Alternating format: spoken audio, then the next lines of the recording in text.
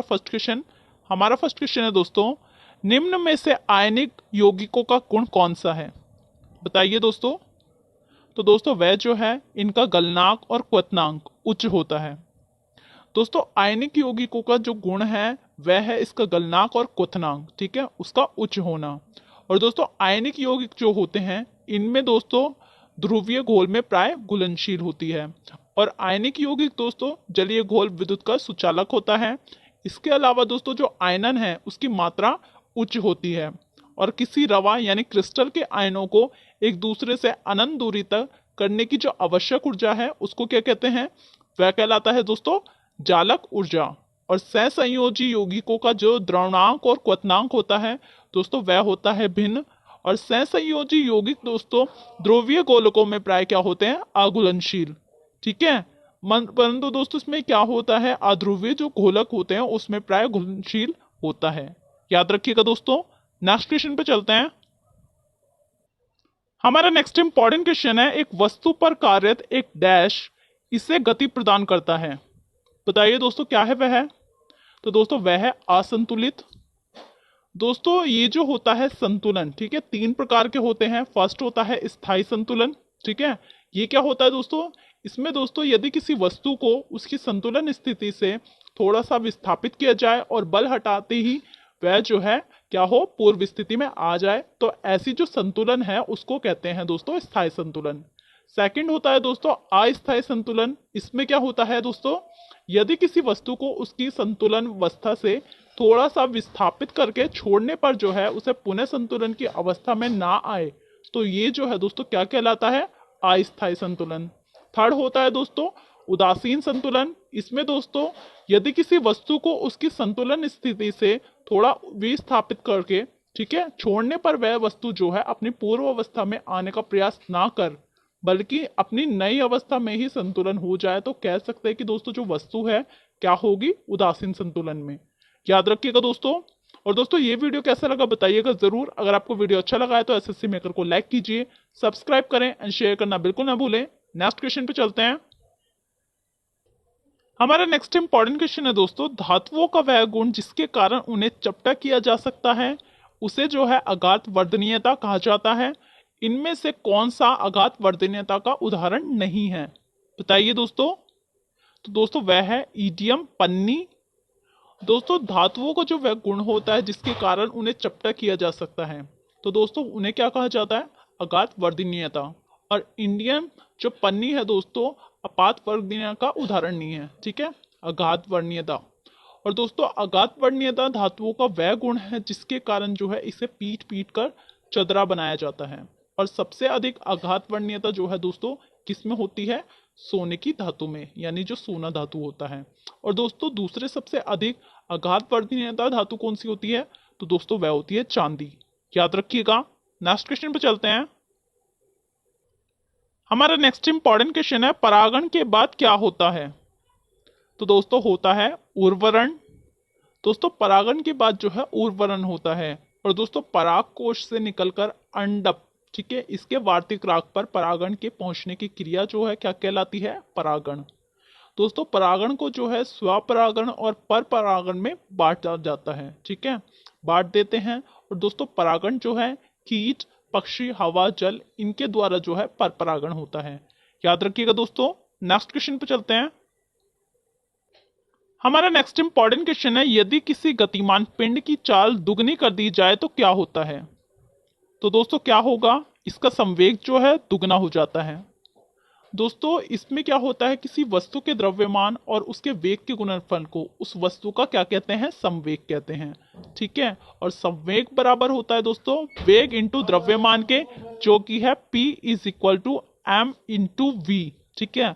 और दोस्तों संवेग जो है 2 गुना करने पर गतिज ऊर्जा जो है 4 गुनी हो जाएगी।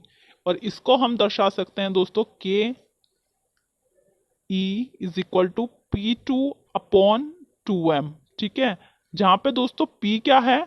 P है संवेग, और संवेग बराबर होता है आप सभी जानते हैं M V के। याद रखिएगा दोस्तों। नेक्स्ट क्वेश्चन पे चलते हैं। हमारा नेक्स्ट इंपॉर्टेंट क्वेश्चन है, अवतल लेंस की नाभीय लंबाई क्या होती है? तो दोस्तों वह होती है ऋणात्मक। दोस्तों अवतल लेंस की जो नाभीय लंबाई है ऋणात्मक होती है। और दोस्तों जिस गोलीय दर्पण का परावर्तक पल घसा रहता है उसे कहते हैं अवतल दर्पण। इसके अलावा दोस्तों अवतल लेंस की जो क्षमता है वह होती है ऋणात्मक। और दोस्तों जो उत्तल लेंस होता है, ठीक है, उसकी क्षमता क्या होती है, वह होती है दोस्तों धनात्मक। और लेंस की क्षमता दोस्तों क्या होती है, डायोप्टर होती है। ठीक है दोस्तों, अवतल लेंस जो होता है उसको अभिसारी लेंस भी कहते हैं। और उत्तल लेंस में दोस्तों वस्तु जो है, वस्तु दूरी क्या होती है, ऋणात्मक होती है। फोकस दूरी धनात्मक और प्रतिबिंब दूरी दोस्तों क्या होती है, धनात्मक और ऋणात्मक। और दोस्तों जो अवतल लेंस होता है, अवतल लेंस में वस्तु दूरी ऋणात्मक, प्रतिबिंब दूरी क्या होती है, ऋणात्मक, और फोकस दूरी हमेशा ऋणात्मक होती है। याद रखिएगा दोस्तों। नेक्स्ट क्वेश्चन पे चलते हैं। हमारा नेक्स्ट इंपॉर्टेंट क्वेश्चन है, निम्न में से किस प्रकार के जानवरों की छोटी आंत सबसे लंबी होती है। तो दोस्तों वह होते हैं शाकाहारी। दोस्तों शाकाहारी जानवर जो है उनकी छोटी आंत सबसे लंबी होती है। और दोस्तों छोटी आंत में जो है भोजन का पूर्ण रूप से पाचन होता है। इसके अलावा दोस्तों अवशोषित भोजन का जो शरीर के उपयोग में लाया जाना स्वांगीकरण कहलाता है। ठीक है, स्वांगीकरण। और दोस्तों याद रखिएगा, ये वीडियो शेयर करना बिल्कुल ना भूलें। आप सभी जानते हैं sharing is the best way of learning, तो शेयर जरूर करें। नेक्स्ट क्वेश्चन पे चलते हैं। हमारा नेक्स्ट इंपॉर्टेंट क्वेश्चन है, दाब को किस प्रकार परिभाषित किया जाता है। तो दोस्तों वह है प्रणोद प्रति एकक क्षेत्रफल। दोस्तों दाब को जो है प्रणोद प्रति एकक क्षेत्रफल के रूप में परिभाषित किया जा सकता है। और इसको हम दर्शाते हैं दोस्तों, दाब जो कि है P, ठीक है, किसके बराबर होता है, बल यानी F अपॉन क्षेत्रफल यानी एरिया। याद रखिएगा दोस्तों। और दोस्तों किसी सतह की प्रति इकाई क्षेत्रफल पर कार्य कर रहा बल क्या कहलाता है, दाब कहलाता है। और दोस्तों क्षेत्रफल जितना बड़ा होगा दाब जो है उतना ही कम होगा। इसके अलावा दोस्तों क्षेत्रफल जितना कम होगा दाब उतना ही अधिक होगा। ठीक है, अधिक होगा। और दोस्तों स्थिर द्रव के भीतर जो है किसी बिंदु पर दाब जो है प्रत्येक दिशा में बराबर होता है। और दोस्तों स्थिर द्रव में एक ही क्षैतिज तल में स्थित जो सभी बिंदु हैं, सभी बिंदुओं पर दाब समान होता है। दोस्तों दाब का जो मात्रक है वो क्या होता है बताइए। तो वह है दोस्तों N M2 या फिर कह सकते हैं पास्कल। याद रखिएगा दोस्तों। नेक्स्ट क्वेश्चन पे चलते हैं। हमारा नेक्स्ट इंपॉर्टेंट क्वेश्चन है, निम्नलिखित में से कौन सा कथन सही है। तो दोस्तों वह है डबल रोटी और बियर को बनाने में प्रयुक्त ईस्ट एक फंगस होता है। दोस्तों ये जो कथन है डबल रोटी और बियर बनाने में प्रयुक्त ईस्ट एक फंगस होता है, दोस्तों ये जो है करेक्ट है। दोस्तों कुछ कवक यानी फर्गी जो है नीमेटोड का भक्षण करते हैं और इस कारण जो है प्रीडिएसिस फंगस कहलाते हैं। इसके अलावा दोस्तों किण्वन की जो क्रिया है उसमें ईस्ट द्वारा इथाइल अल्कोहल और CO2 उत्पन्न होती है। और दोस्तों ये जो CO2 है ठोस अवस्था में ड्राई आइस के नाम से बेचे जाते हैं। इसके अलावा दोस्तों क्या है, एफ्टोटॉक्सिन नामक जो पदार्थ है पालतू पशुओं के लिए हानिकारक होता है। और दोस्तों जो एर्गोट है, ठीक है, एर्गोट जो है दोस्तों एर्गोट कैलिवी सेप्स परपुरिया से प्राप्त किया जाता है जो गर्भाशय के संकुचन के काम आता है। और दोस्तों एफ्टोटॉक्सिन नामक जो पदार्थ है एप्सजर्लीजियस फ्लेक्स के नामक कवक से प्राप्त किया जाता है जो कि विषैला होता है। दोस्तों फंगस की जो कोशिका है भित्ति काइटिन की बनी होती है। याद रखिएगा दोस्तों सारे इंपॉर्टेंट पॉइंट्स। नेक्स्ट क्वेश्चन पे चलते हैं। हमारा नेक्स्ट इंपॉर्टेंट क्वेश्चन है, जब मेंस यानी मुख्य तार से ली गई विद्युत धारा 20A से अधिक हो तो अति तापन होकर आग लग सकती है, इसे क्या कहा जाता है बताइए दोस्तों। तो दोस्तों वह कहलाता है अभिधारण। दोस्तों इसमें दोस्तों जब परिपथ में अभिधारण, ठीक है, सॉरी अभिभारण, दोस्तों ये क्या होता है, ओवरलोडिंग या लघुपथन यानी शॉर्ट सर्किटिंग। इसके कारण दोस्तों बहुत अधिक धारा प्रवाहित हो जाती है, तब फ्यूज का तार जो है गर्म होकर पिघल जाता है। आप सभी ने देखा होगा दोस्तों। और इसके परिणाम स्वरूप दोस्तों क्या होता है, जो परिपथ होता है वो टूट जाता है और उसमें जो है धारा प्रवाहित होनी बंद हो जाती है। दोस्तों फ्यूज तार जो है सदैव विद्युतमानीय तार में जोड़ा जाता है। और आजकल फ्यूज के जो स्थान है, ठीक है, फ्यूज के स्थान पर दोस्तों लघु परिपथ विच्छेदक जो कि मिनी सर्किट ब्रेकर होते हैं MCB, उनका प्रयोग किया जाता है। याद रखिएगा दोस्तों। नेक्स्ट क्वेश्चन पे चलते हैं। हमारा नेक्स्ट इंपॉर्टेंट क्वेश्चन है, CaO+ H2O जो कि रिएक्ट कर रहे हैं CaOH2 से। ठीक है दोस्तों, ये जो इक्वेशन दी गई है प्रतिक्रिया किसकी प्रतिक्रिया का उदाहरण है बताइए। तो दोस्तों वह है संयोजन का। दोस्तों अपघटन अपक्रिया में जो है यौगिक टूटकर दो या दो से अधिक पदार्थों का निर्माण करता है। और विस्थापन अभिक्रिया जो होती है दोस्तों, उसमें क्या होता है, अधिक क्रियाशील तत्व कम क्रियाशील तत्वों को विस्थापित करती है। और दोस्तों किसी तत्व की संयोजकता जो है उसके परमाणु की बाह्यतम कक्षा में उपस्थित इलेक्ट्रॉनों की संख्या पर निर्भर करती है। जैसे हम इसे समझ सकते हैं दोस्तों, -Na, ठीक है, Na जिसपे प्लस का आयन है जो कि दोस्तों 281 और 28 है। दोस्तों तत्वों के जो परमाणु हैं उनके परस्पर संयोजन करने की क्षमता को ही क्या कहते हैं, संयोजकता। याद रखिएगा दोस्तों। नेक्स्ट क्वेश्चन पे चलते हैं। हमारा नेक्स्ट इंपॉर्टेंट क्वेश्चन है, समीकरण F = ma को न्यूटन के कौन से नियम के रूप में जाना जाता है। तो दोस्तों वह है द्वितीय नियम। दोस्तों समीकरण F = ma, इसको जो है दोस्तों न्यूटन के द्वितीय नियम के रूप में जाना जाता है। दोस्तों F = होता है dp/dt, ठीक है, और ये बराबर होता है दोस्तों संवेग में परिवर्तन की दर। दोस्तों न्यूटन ने जो है गति के 3 नियम दिए थे, आप सभी जानते होंगे। और दोस्तों न्यूटन ने अपनी पुस्तक प्रिंसिपिया में जो है गति का नियम दिया है। इसके अलावा दोस्तों जो न्यूटन है उसकी द्वितीय गति, जिसके अनुसार दोस्तों क्या होता है, किसी वस्तु के संवेग में परिवर्तन की दर उस वस्तु पर आरोपित बल के समानुपाती होती है और संवेग जो है परिवर्तन बल की दिशा में होता है। याद रखिएगा दोस्तों। नेक्स्ट क्वेश्चन पर चलते हैं। हमारा नेक्स्ट इंपॉर्टेंट क्वेश्चन है, कार्बोक्सिलिक अम्ल के सोडियम या पोटेशियम क्षार को क्या कहा जाता है। तो दोस्तों वह कहलाता है साबुन। दोस्तों कार्बोक्सिलिक जो अम्ल है इसके सोडियम और पोटेशियम क्षार को साबुन भी कहा जाता है।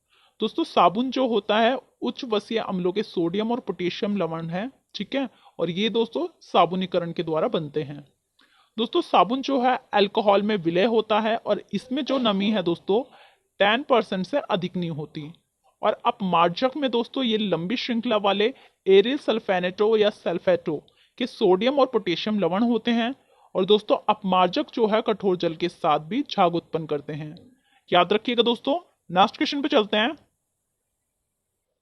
हमारा नेक्स्ट इंपॉर्टेंट क्वेश्चन है, परमाणु त्रिज्या की गणना किस में की जाती है। तो दोस्तों आप सभी जानते होंगे वह होती है नैनोमीटर में। दोस्तों परमाणु त्रिज्या की जो गणना है नैनोमीटर में की जाती है। और दोस्तों 1898 में जो है जे थॉमसन ने परमाणु को 10-8 सेंटीमीटर का एक ठोस गोला माना है। और थॉमसन के अनुसार दोस्तों परमाणु के केंद्र में धनावेशित कण जो कि प्रोटॉन होते हैं, ठीक है, प्रोटॉन्स स्थित है। और दोस्तों क्या होता है, इस धनावेशित ठोस में जो है गोले में ऋण आवेशित इलेक्ट्रॉन होते हैं जो परमाणु के धनावेश को संतुलित करते हैं। और दोस्तों थॉमसन के इस मॉडल को जो है तरबूज मॉडल या प्लम बूंदी, ठीक है, मॉडल भी कहा जाता है। और दोस्तों नैनोमीटर बराबर होता है 10-9 m की। याद रखिएगा। और दोस्तों ऐसे इंटरेस्टिंग वीडियोस और क्वेश्चन के लिए एसएससी मेकर को आप अपने दोस्तों के साथ लाइक कीजिए, सब्सक्राइब करें एंड शेयर करना बिल्कुल ना भूलें। नेक्स्ट क्वेश्चन पे चलते हैं। हमारा नेक्स्ट इंपॉर्टेंट क्वेश्चन है, निम्नलिखित में से गलत युग्म का चयन करें।